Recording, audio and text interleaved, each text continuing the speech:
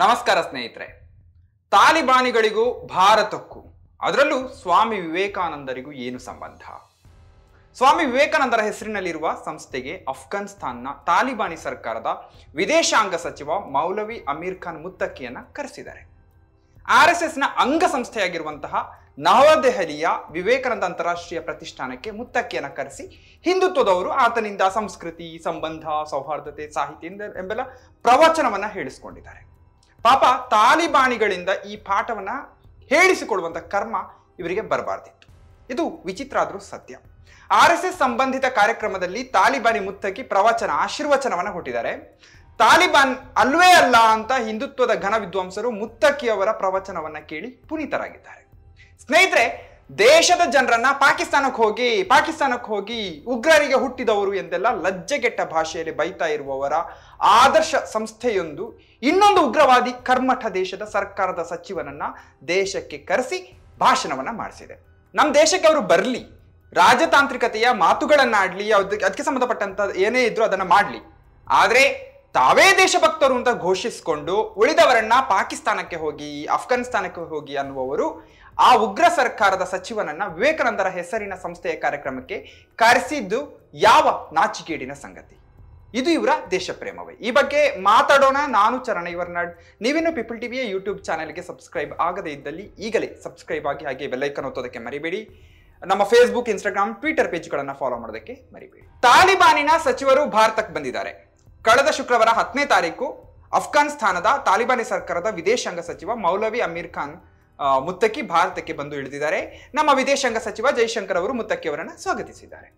ಆಮೇಲೆ ಮುತ್ತಕಿ press meet ಮಾಡಿದ್ದಾರೆ. ತುಂಬಾ ಇಂಟ್ರೆಸ್ಟಿಂಗ್ ಇದೆ ಇದು. ಅವರು ಪ್ರೆಸ್ ಮೀಟ್ ಮಾಡುವುದಕ್ಕೆ ಮೊದಲು ನನ್ನ ಪ್ರೆಸ್ ಮೀಟ್ಗೆ ಯಾವ ಮಹಿಳಾ ಜರ್ನಲಿಸ್ಟ್ಗಳು ಕೂಡ ಬರಬಾರದು ಅಂತ ತತ್ವ ಹೊರಡಿಸಿದ್ರು. ಅದಕ್ಕೆ ಭಾರತ ಸರ್ಕಾರ ಗಾಂಧೀಜಿಯ ಮಂಗಗಳಂತೆ ಕಣ್ಣು, ಕಿವಿ, ಬಾಯಿಯನ್ನ ಮುಚ್ಚಿಕೊಂಡು ಸುಮ್ಮನೆ ಅವರು ಹೇಳಿದ್ದನ್ನ ಕೇಳಿಸ್ಕೊಂತು. ಈ ಪ್ರೆಸ್ ಮೀಟ್ ನಲ್ಲಿ ಮಹಿಳೆಯರಿಗೆ ಪ್ರವೇಶ ನಿಷೇಧ ಮಾಡಿದ್ದನ್ನ ಪ್ರಶ್ನಿಸಿ ದೇಶದಲ್ಲಿ ಟೀಕೆಗಳು ವ್ಯಕ್ತವಾದವು. ಮತ್ತೆ ಅವರು ಏನ್ ಮಾಡಿದ್ರು, ಹೆಂಗಸರನ್ನೆಲ್ಲ ಒಳಗೆ ಬಿಟ್ಟುಕೊಂಡು ಇನ್ನೊಂದು ಪ್ರೆಸ್ ಮೀಟ್ ಅನ್ನ ಮಾಡಿದ್ರು. ಅಲ್ಲದೆ ಅದೇ ತಾಲಿಬಾನಿಗಳು 2001ರಲ್ಲಿ ಅಫ್ಘಾನಿಸ್ತಾನ್ನಲ್ಲಿದ್ದಂತಹ ಬಾಮಿಯಾನ್ ಬುದ್ಧನನ್ನ ಬಾಂಬ್ ಇಟ್ಟು ಡಮ್ ಅಂತ ಉಡಾಯಿಸಿದ್ರು, ನಾಶ ಮಾಡಿದ್ರು. ಈ ಹೇಳಿತನವನ್ನ ಅವರು ತಮ್ಮ ಸಾಧನೆ ಅಂತ ಅವರು ಹೇಳ್ಕೊಳ್ತಾರೆ. ಆದ್ರೆ ಮುತ್ತಕಿ ಭಾರತಕ್ಕೆ ಬಂದು ಪ್ರೆಸ್ ಮೀಟ್ ಮಾಡುವಾಗ ಆತನ ಹಿಂದೆ ಬಾಮಿಯಾನ್ ಬುದ್ಧನನ್ನ ನಾಶ ಮಾಡಿದ ಸಾಧನೆ ಹೇಳುವಂತಹ ಪೇಂಟಿಂಗ್ ಅನ್ನ ಇಡಲಾಗಿದೆ. ಭಾರತ ಸರ್ಕಾರಕ್ಕೆ ಆತ್ಮಗೌರವ, ಸ್ವಾಭಿಮಾನ ಅಂತ ಇದ್ದಿದ್ರೆ ಈ ಫೋಟೋವನ್ನ ತೆಗಿಸ್ತಾ ಇತ್ತು. ಮಹಿಳೆಯರನ್ನ ಒಳಗೆ ಬಿಟ್ಟುಕೊಳ್ಳದೆ ಪ್ರೆಸ್ ಮೀಟ್ ಮಾಡುವಾಗ ಇದು ಅಸಂವಿಧಾನಿಕ, ಅಸಹ್ಯ, ಅನ್ಯಾಯ ಅಂತ ತಾಲಿಬಾನಿಗಳಿಗೆ ಕಿವಿ ಹಿಂಡುತ್ತಾ ಇತ್ತು. ಅದನ್ನ ಮಾಡೋದಕ್ಕೆ 56 ಇಂಚಿನ ಎದೆ ಬೇಕು, ಪ್ರೆಸ್ ಮೀಟ್ ಮಾಡಿದ ಅನುಭವ ಇರಬೇಕು. ಅದು ಮೋದಿಜಿಯವರಿಗೆ ಅನ್ಫಾರ್ಚುನೇಟ್ಲಿ ಇಲ್ಲ. ಈ ಮಧ್ಯೆ ಇನ್ನೊಂದು ಕಾಂಟ್ರವರ್ಸಿ, RSS ಅಫಿಲಿಯೇಟೆಡ್ ಆಗಿರುವಂತಹ ಕಾರ್ಯಕ್ರಮಕ್ಕೆ ತಾಲಿಬಾನಿ ಮುತ್ತಕಿಯನ್ನ ಕರೆಸಿ ಪ್ರವಚನವನ್ನ ಮಾಡಿಸಿದ್ದಾರೆ. ಈ ಸಂಸ್ಥೆ ಯಾರ ಹೆಸರಲ್ಲಿದೆ? ಸ್ವಾಮಿ ವಿವೇಕಾನಂದರ ಹೆಸರಲ್ಲಿದೆ. Vivekananda international foundation. ಧರ್ಮಾಂಧರ ಬಗ್ಗೆ ವಿವೇಕಾನಂದರು ಏನ್ ಹೇಳಿದ್ದಾರೆ? ಪಂಥೀಯತೆ, ಕರ್ಮಠತನ ಮತ್ತು ಅದರ ಭಯಾನಕ ತಳಿಯಾಗಿರುವಂತಹ ಮತಾಂಧತೆ ಈ ಸುಂದರ ಭೂಮಿಯನ್ನ ಬಹಳ ಹಿಂದಿನಿಂದಲೂ ಆಕ್ರಮಿಸಿಕೊಂಡಿದೆ. ಅವರು ಭೂಮಿಯನ್ನ ಹಿಂಸೆಯಿಂದ ತುಂಬಿಸಿದ್ದಾರೆ. ಅದನ್ನ ಭೂಮಿಯನ್ನ ಮನುಷ್ಯರ ರಕ್ತದಿಂದ ತೋಯಿಸಿದ್ದಾರೆ. ಅವರು ನಾಗರಿಕತೆಯನ್ನ ನಾಶ ಮಾಡಿದ್ದಾರೆ. ಇಡೀ ರಾಷ್ಟ್ರಗಳನ್ನ ಹತಾಶೆಗೆ ತಳ್ಳಿದ್ದಾರೆ. ಈ ಭಯಾನಕ ರಾಕ್ಷಸರು ಇಲ್ಲದೇ ಇದ್ರೆ ಮಾನವ ಸಮಾಜವು ಈಗ ಇರುವುದಕ್ಕಿಂತ ಹೆಚ್ಚು ಮುಂದುವರಿತಾ ಇತ್ತು ಅಂತ ಸ್ವಾಮಿ ವಿವೇಕಾನಂದರು ಹೇಳ್ತಾರೆ. ಯಾರ ಬಗ್ಗೆ ಅಂದ್ರೆ ಮತಾಂಧತೆಯ ಬಗ್ಗೆ, ಮತಾಂಧರ ಬಗ್ಗೆ. ಇದು ಎಲ್ಲಾ ಧರ್ಮದ ಮತಾಂತರಿಗೂ, ಜಾತೀಯತೆಗೂ, ಕರ್ಮಠತನಕ್ಕೂ ಇದು ಅನ್ವಯಿಸ್ತದೆ. ಆದ್ರೆ RSS ಸಂಬಂಧ ಹೊಂದಿರುವಂತಹ ಕಾರ್ಯಕ್ರಮಕ್ಕೆ ಒಬ್ಬ ಉಗ್ರಗಾಮಿ ರಾಷ್ಟ್ರದ ಸಚಿವರನ್ನ ಕರೆಸಿ ಪ್ರವಚನ ಮಾಡಿಸಿದ್ದಾರೆ. ಅದು ಕೂಡ ಇದೇ ಸ್ವಾಮಿ ವಿವೇಕಾನಂದರ ಹೆಸರಿನಲ್ಲಿರುವಂತಹ ಸಂಸ್ಥೆ. ನವದೆಹಲಿಯಲ್ಲಿ ಇರುವ ವಿವೇಕಾನಂದ ಅಂತಾರಾಷ್ಟ್ರೀಯ ಪ್ರತಿಷ್ಠಾನ ಆಯೋಜಿಸಿದಂತಹ ಕಾರ್ಯಕ್ರಮದಲ್ಲಿ ಅಫ್ಘಾನ್ನ ವಿದೇಶಾಂಗ ಸಚಿವ ಮೌಲವಿ ಅಮೀರ್ ಖಾನ್ ಮುತ್ತಕಿ ಅವರು ಬಂದು ಅವರು ಪ್ರವಚನವನ್ನ ಈಗ ಕೊಟ್ಟಿದ್ದಾರೆ. ಹೆಂಗಸರು, ಗಂಡಸರು ಎಲ್ಲರೂ ಆ ಕಾರ್ಯಕ್ರಮದಲ್ಲಿ ಇದ್ರು. ತುಂಬಿ ತುಳುಕಾಡ್ತಾ ಇತ್ತು ಆ ಕಾರ್ಯಕ್ರಮ. ತಮ್ಮ ಪ್ರವಚನದಲ್ಲಿ ಅವರು ಆರ್ಥಿಕತೆ, ಐತಿಹಾಸಿಕತೆ, ಸಾಂಸ್ಕೃತಿಕ ಮತ್ತೆ ನಾಗರಿಕ ಸಂಬಂಧ ಇದೆಲ್ಲ ಜಪಗಳನ್ನ ಮಾಡಿದ್ದಾರೆ. ಟ್ಯಾಗೋರ್ ಅವರ ಕಾಬೂಲಿವಾಲ ಕಥೆಯನ್ನು ಕೂಡ ಅವರು ಉಲ್ಲೇಖಿಸಿದ್ದಾರೆ. ಯಾರು? ಮುತ್ತಕಿ ಅವರು. ವಿವೇಕಾನಂದ ಇಂಟರ್ನ್ಯಾಷನಲ್ ಫೌಂಡೇಶನ್ ಸ್ಥಾಪನೆ ಆಗಿದ್ದು 2009ರಲ್ಲಿ. 1970ರ ದಶಕದಲ್ಲಿ ಪ್ರಮುಖ RSS ನಾಯಕರಾಗಿದ್ದಂತ ಏಕನಾಥ್ ರಾನಡೆ ಅವರು ಸ್ಥಾಪಿಸಿದ ಆಧ್ಯಾತ್ಮಿಕ ಸಂಸ್ಥೆಯಾದಂತಹ ವಿವೇಕಾನಂದ ಕೇಂದ್ರದ ಆಶ್ರಯದಲ್ಲಿ ಇದನ್ನ ಸ್ಥಾಪಿಸಲಾಯಿತು. ಇದನ್ನ RSSನ ಅಂಗಸಂಸ್ಥೆ ಅಂತ ಪರಿಗಣಿಸಲಾಗಿದೆ. ನಮ್ಮ ಮುಂದೆ ಪ್ರಶ್ನೆಗಳು ತುಂಬಾ ಇದ್ದಾವೆ.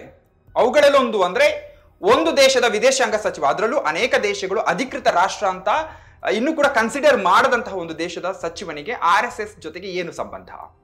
RSS ಘನ ವಿದ್ವಾಂಸರು ನಮ್ಮ ಬುದ್ಧನ ಮೂರ್ತಿಯನ್ನ ಬಾಂಬ್ ಬಿಟ್ಟು ಉಡ್ಡಾಯಿಸಿದ್ದಕ್ಕೆ ನೀವು ಕ್ಷಮೆ ಕೇಳ್ತೀರಾ ಅಂತ ಕೇಳಿದ್ರ? ಒಂದು ಕಡೆ ಭಾರತದ ಪಾಪದ ಮುಸಲ್ಮಾನರ ಮೇಲೆ ದಾಳಿ ಮಾಡುವಂತಹ ಸಂಘ ಪರಿವಾರ ತನ್ನ ಕಾರ್ಯಕ್ರಮದಲ್ಲಿ ತಾಲಿಬಾನಿಯನ್ನೇ ಕರೆಸಿ ಪ್ರವಚನವನ್ನ ಹೇಳಿಸಿಕೊಂಡಿದ್ದಾರೆ ಅಂದ್ರೆ ಇದು ಯಾವ ಲಜ್ಜೆಗೇಡಿನ ನಡೆ? ಇದನ್ನ RSS ಹೇಗೆ ಸ್ವೀಕರಿಸ್ತದೆ?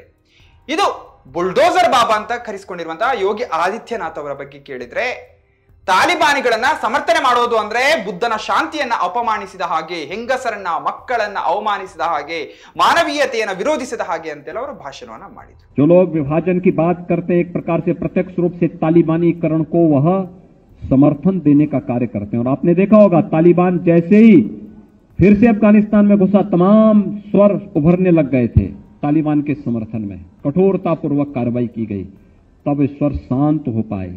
तालिबान का समर्थन का मतलब मानवता विरोधी शक्तियों को समर्थन देना, बुद्ध के शांति और मैत्री के संदेश को रोकने की साजिश का हिस्सा है तालिबान का समर्थन करना।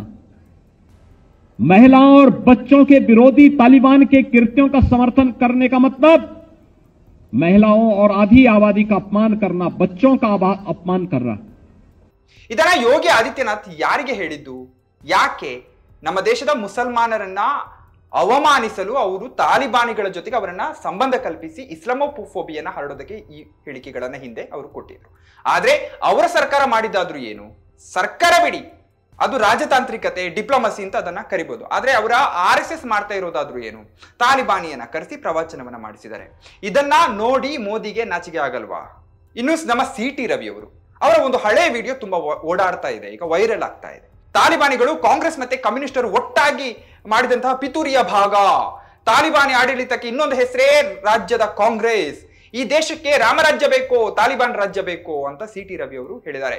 ಆದ್ರೆ ಅವರದೇ ಪಕ್ಷ ಈಗ ರಾಮರಾಜ್ಯವನ್ನ ಮಾಡಬೇಕಾಗಿರುವಂತಹ ದೇಶದಲ್ಲಿ ತಾಲಿಬಾನಿಗಳನ್ನ ಕರೆಸಿದ್ದಾರೆ. ತಾಲಿಬಾನ್ಗಳು ಕಾಂಗ್ರೆಸ್ ಕಮ್ಯುನಿಸ್ಟು ಒಟ್ಟಾಗಿ ಪಿತೂರಿಯ ಭಾಗ ಆಗಿರತಕ್ಕಂಥದ್ದು ದುರದೃಷ್ಟಕರ.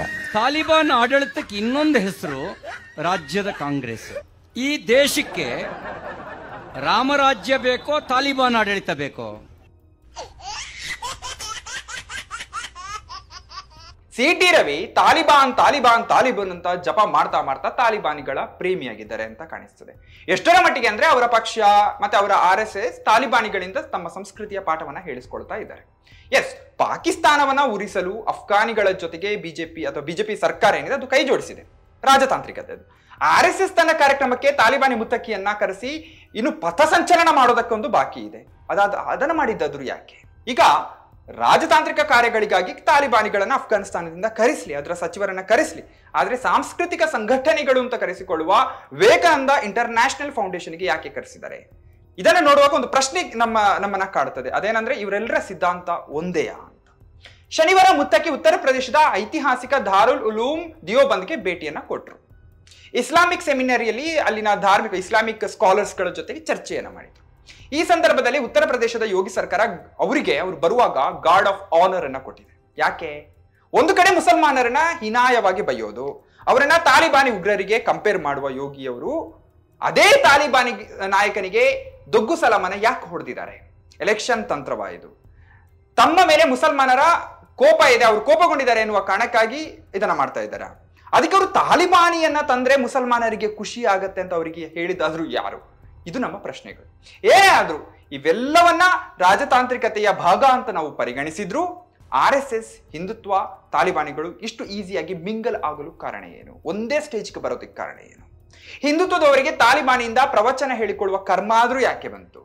ಎರಡು ಕರ್ಮಠ ಮತೀಯ ಸಿದ್ಧಾಂತಗಳು ಪರಸ್ಪರ ವಿರೋಧಿಗಳಂತೆ ನಮ್ಮ ಮುಂದೆ ಕಂಡ್ರೂ ಕೂಡ ಆಂತರ್ಯದಲ್ಲಿ ಎರಡರ ಉದ್ದೇಶ ಒಂದೇ, ಎರಡರ ಮೆದುಳಿನ ಸಂರಚನೆ ಒಂದೇ ರೀತಿ ಇದೆಯಾ? Let's think about it. ಮುಂದಿನ ಬಾರಿ ಇನ್ನೊಂದು ವಿಚಾರವನ್ನ ನಿಮ್ಮ ಮುಂದೆ ಹಂಚಿಕೊಳ್ಳೋದಕ್ಕೆ ಬರ್ತೇನೆ. ನಮಸ್ಕಾರ.